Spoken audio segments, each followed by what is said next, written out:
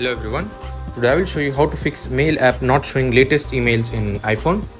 So first go to settings, scroll down and find mail, tap on it, tap on accounts. From here tap on fetch new data. Make sure push button is turned on.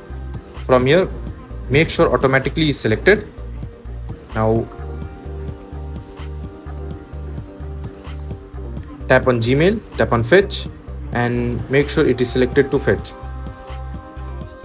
If that also does not fix your problem, so here is the second fix.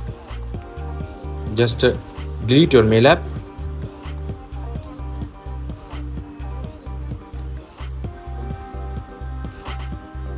So delete the app and go to App Store and download it again. Search mail and download it.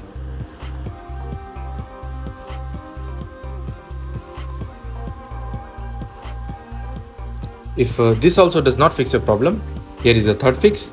Go to settings, scroll down and tap on general, scroll down and tap on background app refresh. Now make sure background app refresh is turned on for mobile data and Wi-Fi for both, and that's it. These will help you fix your problem. Thanks for watching. See you in next tutorial.